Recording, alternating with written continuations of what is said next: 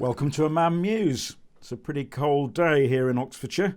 It's -5 when I got up at 6 a.m. this morning.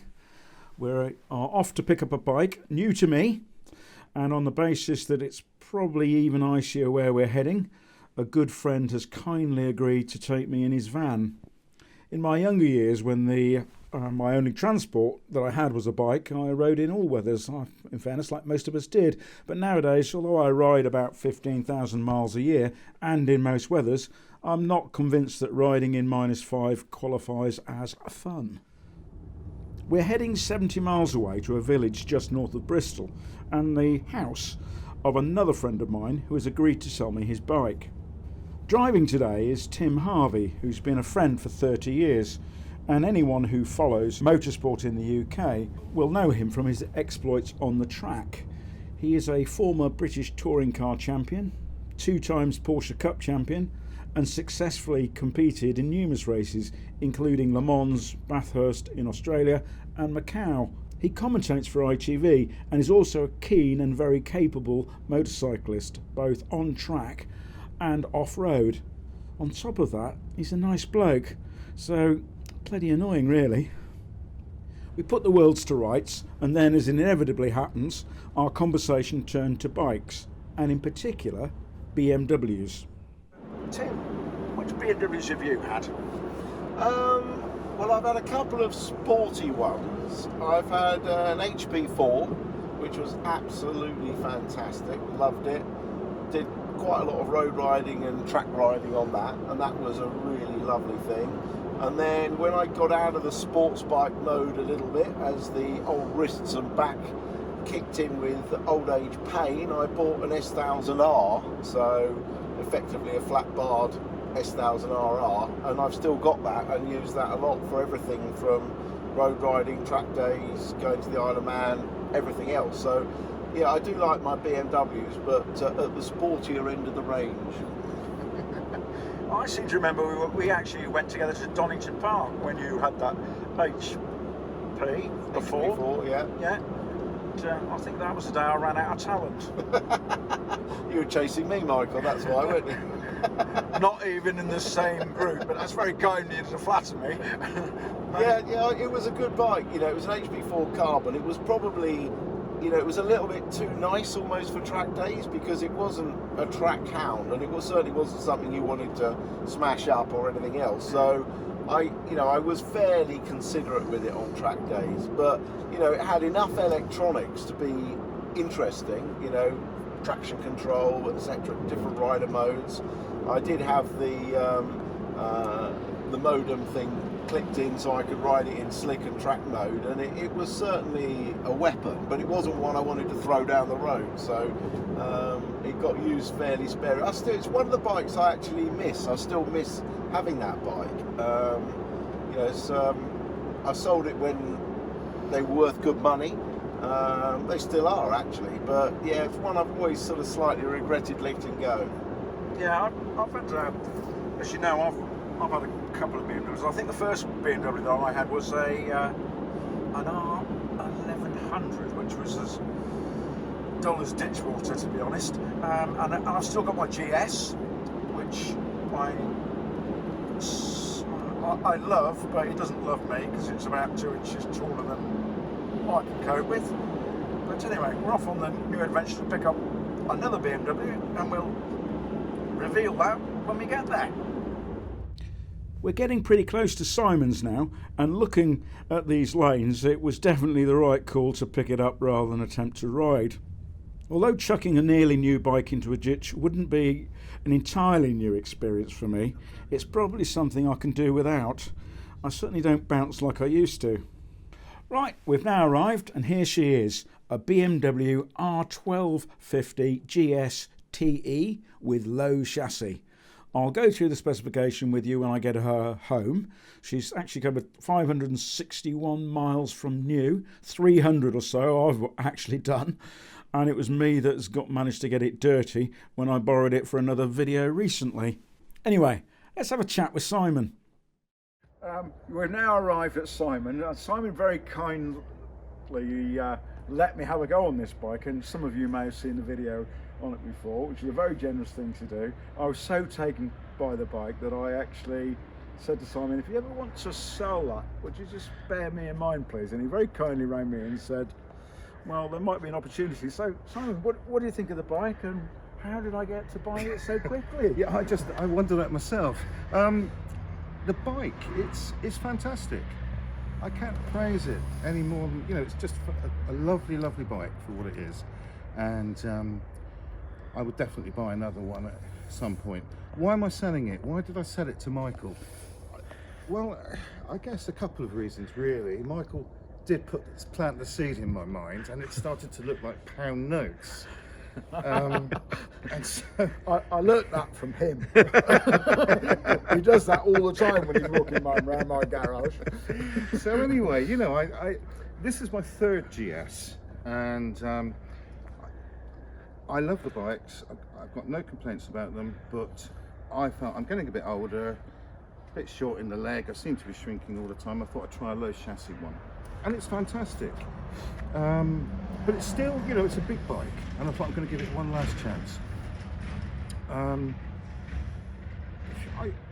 in two minds, but I think because Michael kind of planted the seed, as I said, I kind of thought, you know, why not?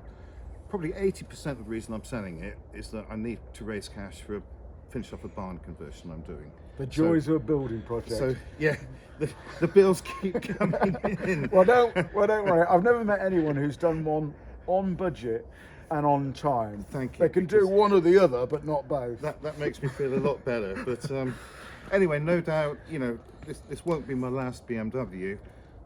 May or may not be my last GS, but we'll see how it goes. And I mean, you know, I'm sad to see it go, in all honesty, but I know Michael will take good care of it and put the miles on it as it's intended for. So that's it. Thank you very much. No, it's really kind of you, and I'm looking forward to it. You're right, I will put some miles on it. Yeah. And we'll take it up, probably maybe up to Scotland in the spring. Oh, that'd be good, yeah. And put a good run on it, and it's been fun. I know buying and selling bikes is aggravation from both parties, and I don't know which is worse, either buying or selling them, but thank you for making it so easy. Yeah, no, thank you. And don't feel too sorry for me, because you know I've got several others. Oh yeah, you're like me, you're a recidivist. Yeah. So it will come back. Yeah. But thank you again. No problem. So we've loaded up the bike. We had millimetres of clearance. Definitely would have struggled to get a bigger screen option in without taking it off. And we're now going to make our way home. It was certainly a winter wonderland out there as we made our way through Gloucestershire and back into Oxfordshire. Couldn't help but think lucky to live in such a beautiful part of the world. Right, so it's been an hour and a half's drive and we're now home. Time to pop her into the garage. Right, I said I'd show you around the specifications of the bike. This is an R1250 GS TE, which is Touring Edition, and it's called the Trophy in this trim, and optional extras that it's got on it. I'll walk you around and show you what it's got.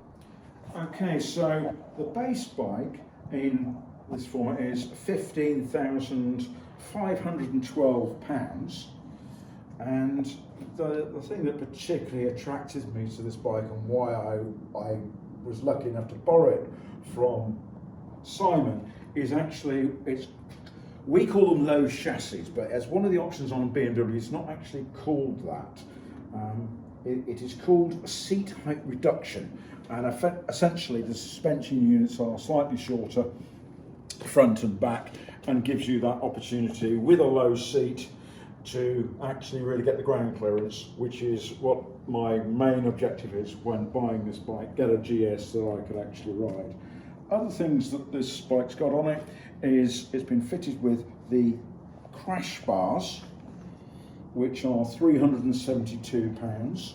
The seat height reduction, by the way, is £215 as a factory option.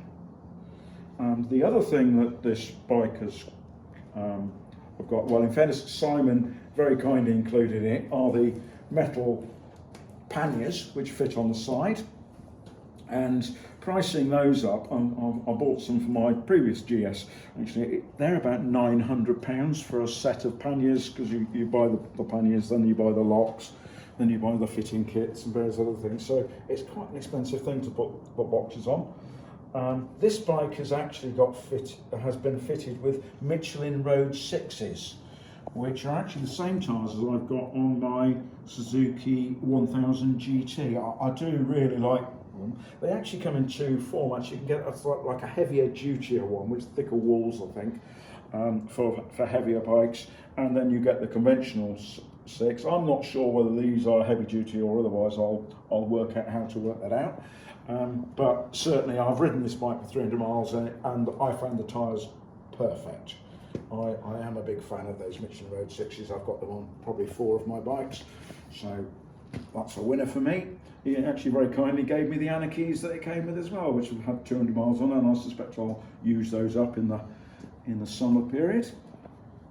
The other thing that was fitted as an extra, these are actually not BMW, these risers stroke tilt but fitments on here, and they're, I think, looking on there, it's like Wanderlist or something like that, which is a well-known brand for BMW accessories. They're good quality, and they're, looking on the website, they're about £130 all in. So if I added this bike up, I think it comes to just over £19,000 new. Hasn't got navigation on it, but it's fitted for the use of navigation. If I want to buy a navigation system, that's another £700, and I may do that, depending on how it goes. I've just had to, obviously I've done all the paperwork for registering, that's all sent off to the DVLA. I've got the bike put on my insurance, and my broker is long suffering, as I do change my bikes quite regularly, and it's an ever-growing fleet. He very generously charged me £30 to add this to my policy, which I thought was brilliant.